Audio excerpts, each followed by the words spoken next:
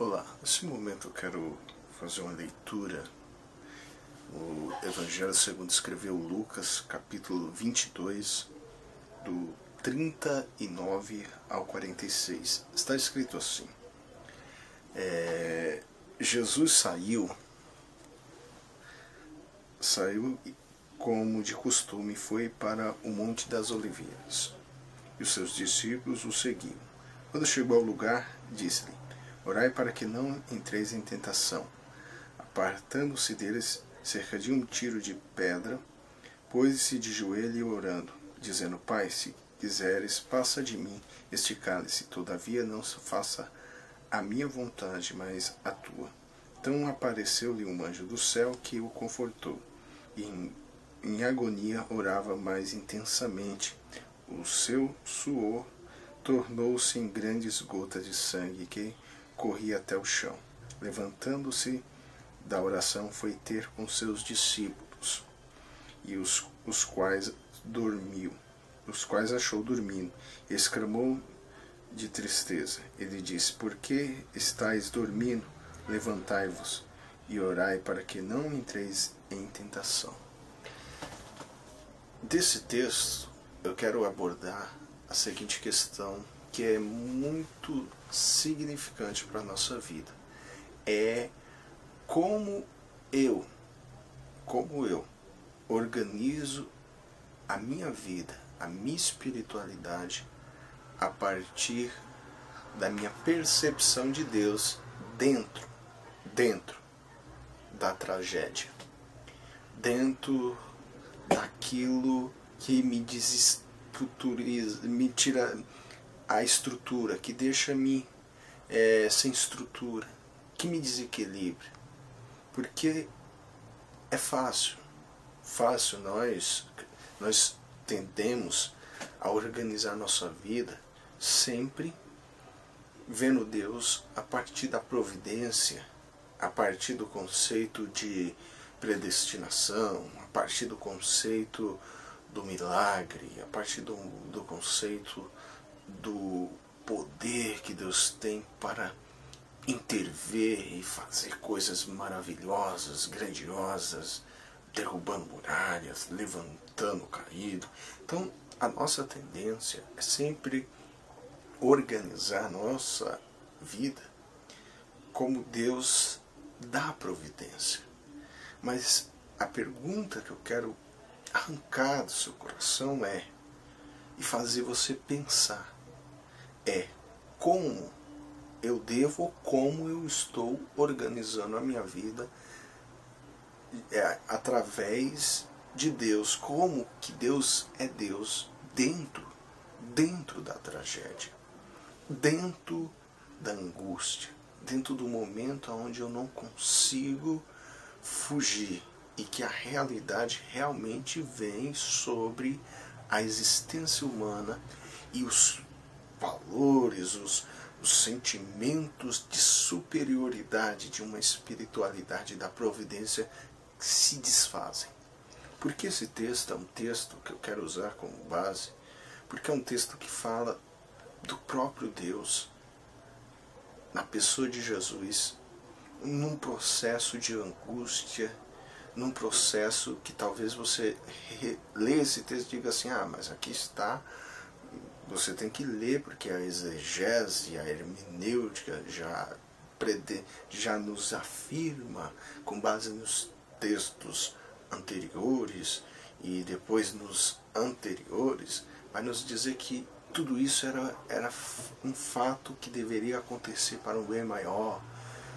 Mas tudo bem, mas olha para o texto, releia o texto.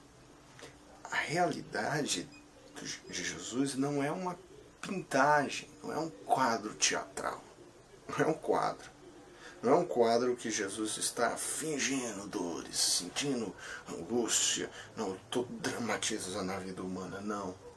E quando eu me deparei há anos, um ano atrás, eu passei uns 3 anos estudando o Evangelho de Lucas.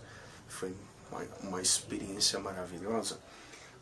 Quando eu cheguei nesse texto, que eu vi aqui que as gotas de suor se transformou em sangue, eu fiquei me chamou muita atenção se não era uma metáfora, se não era uma hiperbole, se não era um tipo simbólico de linguagem, mas não era. Por incrível que pareça, não era. Na psicologia, os estudos psicossomáticos dizem que isso é um comportamento que pode ocorrer se o paciente ou se a pessoa estiver passando um momento de tensão tão grande que dentro dos processos humanos dele começa aquilo que é natural, normal para o corpo, começa a se transformar naquilo que não é natural, não é normal. Natural no sentido não de sobrenatural, natural porque é que o suor, que coisa natural do corpo, se transforma em gota, ou seja, já não transpira água, mas o líquido, o sangue de Jesus começa a pingar. Olha só que a tragédia, que o momento de angústia está dentro do contexto. E Jesus não fica dizendo tu és o Deus da... Ele não fica marchando, vamos fazer aqui uma campanha do marchar, vamos marchar na terra, não, ele não fica usando as linguagens pentecostal, também ele não fica usando de fatalismo. O Pai estava determinado ao Pai, e não sei o que, é predestinado a mim. Não, ele é humano. Ele nos ensina nesse texto que sim, a tragédia, a angústia, os fatores desestruturadores da vida têm o poder sim de causar em nós esse comportamento de dor. Olha só, o texto diz que anjos o confortou. Mas olha só que a agonia aumentou, porque nós temos uma ideia, e isso corre muito dentro das mensagens do nosso meio evangélico, de que se eu buscar, se um anjo aparecer para mim, se eu clamar a Deus, vai vir sobre mim uma capacidade, uma unção.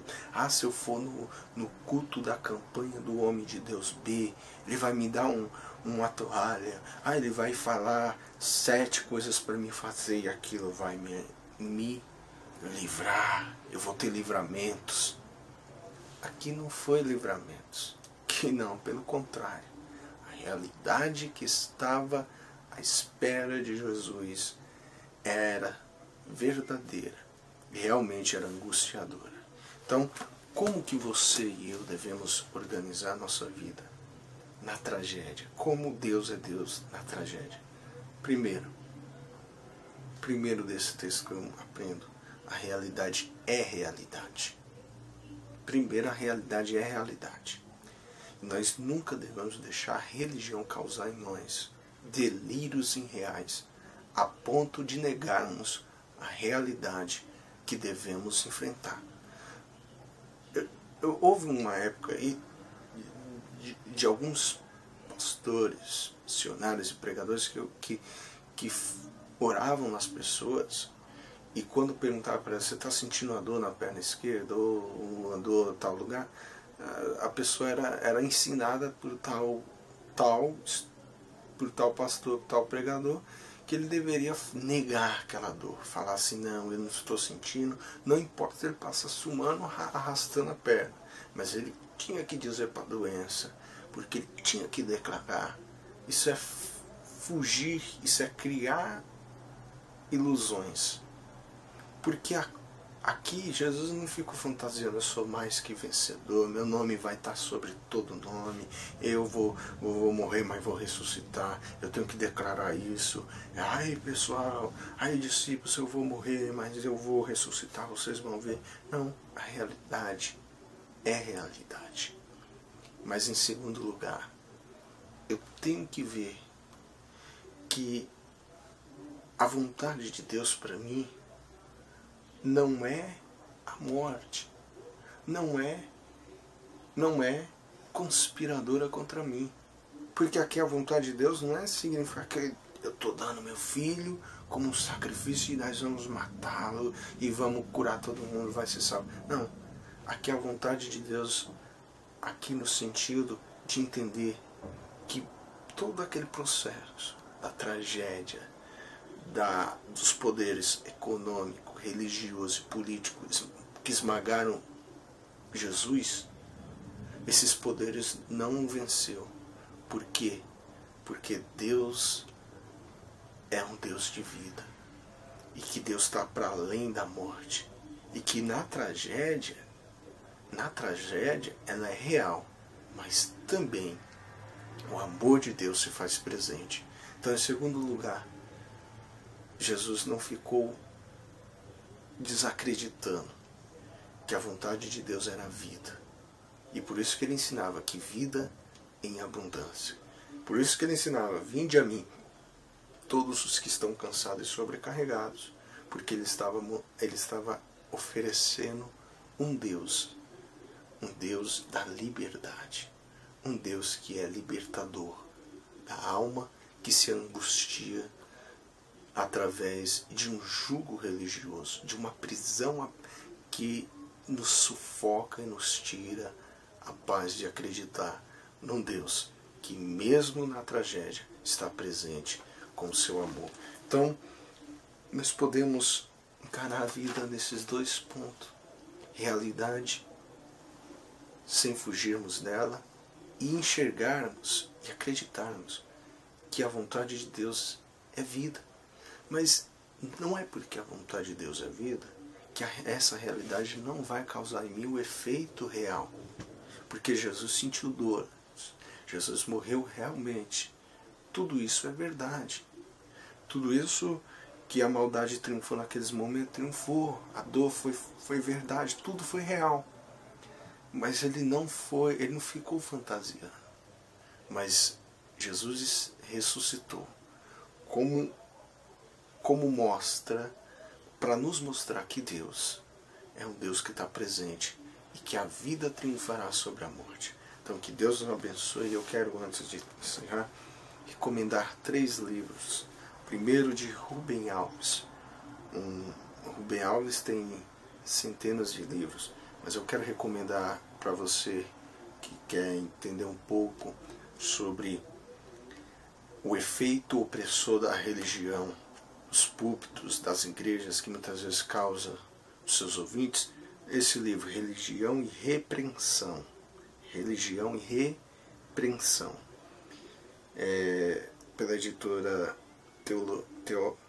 agora é pela editora Loyola, que é um livro fácil de encontrar.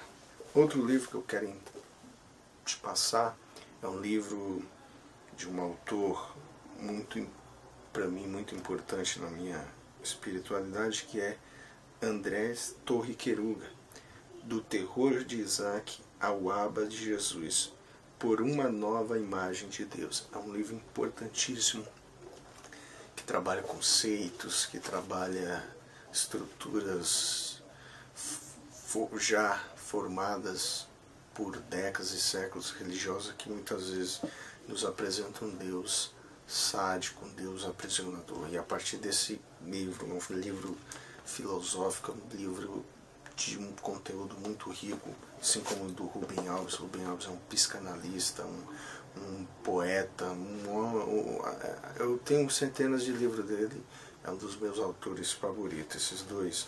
Também do pastor Ricardo Goldin, um escritor, um homem que através da sua letra, suas palavras também, suas mensagens, me fez ser o que eu sou hoje. Então, para começo de conversa, um livro que foi lançado recentemente, um livro importantíssimo, que você pode adquirir esses 3 livros. É um livro que chama ao diálogo. São livros que chamam a repensar, a reanalisar a estrutura que nós temos carregado e vivido em nossa vida. Então, que Deus nos abençoe e aprenda que a realidade é verdade. A realidade não tem como escapar, mas com o amor de Deus ele sim se revela na realidade da vida. Que Deus o abençoe.